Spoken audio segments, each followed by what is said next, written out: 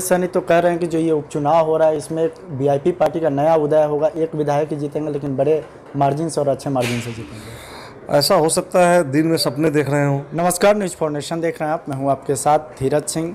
बोचाहां विधानसभा seat पर हो रहे उपचुनाव का कल परिणाम आ जाएगा। हमारे साथ है BJP MLA Raju Singh ji. Sir, कल आप लोग का रिजल्ट आ रहा है, आप लोग भी खूब मेहनत की है, तमाम पार्टी के लोग लगे हुए थे, कैसा परफॉर्मेंस रहने वाला है? ये अच्छा परफॉर्मेंस रहने वाला है और मुझे लगता है कि हम लोग चुनाव को जीतेंगे और अच्छे मतों से जीतेंगे। अच्छा, पूरी बीजेपी लगी हुई थी, एनडीए भी लगी हुई थी। कहा जा रहा है कि जो मुकेश सहनी से आप लोग अलग हुए उसका एक निगेटिव इम्पैक्ट देखने को मिल सकता है। देखिए, बिहार की जो राजनीतिक है, बिहार की राजनीतिक में जात पात एक अहम मुद्दा रखता है। तो जहाँ तक मुकेश सहनी जी का सवाल है, मुकेश सहनी जी से हम लोग हटे, मुकेश सहनी जी को मंत्रिमंडल से निकाला गया। इसका असर तो कुछ था ही, इसका असर है भी।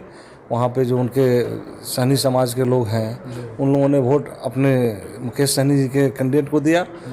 फिर भी आप एक चीज़ मैं कहना चाहूँगा कि जब हर क्रिया के प्रति विपरीत प्रतिक्रिया होती है, न्यूटन का लॉ लागू होता है। तो जितनी मजबूती से, जितनी मेहनत से हम लोगों ने अपने पक्ष में प्रचार किया, उसका रिएक्शन भी उतनी ही मजबूती से हुआ है। इसलिए ये कह देना कि केवल आप लोग काफ़ी ताकत लगा दिए, एनर्जी लगाए और उससे चुनाव की बड़ी मार्जिन से जीत जाएंगे, तो मैं कहता हूँ कि बड़ी मार्जिन से चुनाव नहीं जीत पाऊंगा। अगर बेबी जी हमारी नॉर्मल तरीके से लड़ती तो निश्चित रूप से पार्टी के वोटों से, बड़ी वोट से चुनाव जीतती।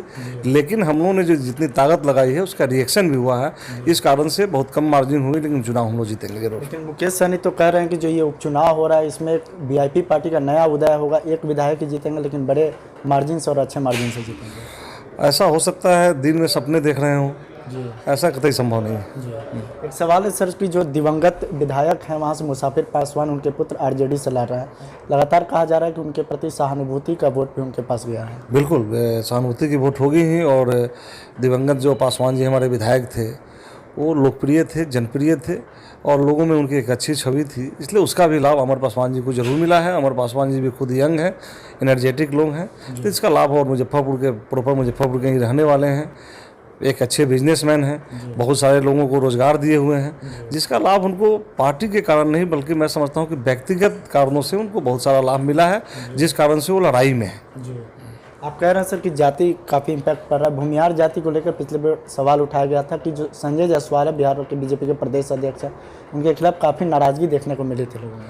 नहीं, हम लोग तो क्षेत्र में घूमने पे संजय जायसवाल जी के प्रति कोई नाराज़गी देखने को ऐसा नहीं मिला, लेकिन लोकल स्तर पर नेता लोग अपनी अपनी रोटी सेकने के लिए अपनी बातें करते हैं, लेकिन नेताओं की बातें पब्लिक मान ले, वोटर्स मान ले, ऐसा संभव नहीं है। इसलिए मैं भी घूम करके देखा हूँ। ये खास जाति विशेष की बात है तो वो तो एनडीए का वोटर माना जाता है, इसलिए बहुत ज़्यादा उसमें अंतर नहीं है। थोड़ी बहुत अंतर आई होगी, जो व्यक्तिगत लोग होंगे, चाहने वाले, अपने नेता को चाहने वाले होंगे, वही उनकी बात को माने होंगे। नहीं तो मुझे लगता है more than 80% population in Bhumihar vote broadcast on BJP. एक आखिरी सवाल है कि कल रिजल्ट आ जा रहा है, क्या लगता है कि इसका असर बिहार की राजनीति पे देखने को मिलेगा, जो बोचाहां विधानसभा सीट का उपचुनाव आ रहा है? नहीं, अभी सामने कोई अगला चुनाव है नहीं, अगले 2-3 सालों तक कोई चुनाव है नहीं। 3 सालों के बाद, 2.5 सालों के बाद लोकसभा का चुनाव आना है, इसलिए जनता सब कुछ भूल जाती है। इसका कोई खास असर पड़ने वाला नहीं है, लेकिन चुनाव है और चुनाव का कोई भी रिजल्ट होता है वो तो लोगों के अंदर एक विश्वास पैदा करता है और अविश्वास भी पैदा करता है, इसलिए थोड़ी बहुत असर होगी उसकी। लेकिन असर क्या होगा, भारतीय जनता पार्टी आज के समय में सबसे बड़ी पार्टी बिहार की है और आगे भी सबसे बड़ी पार्टी रहेगी, और एकजुट करके तो और संख्या इसकी बढ़ेगी।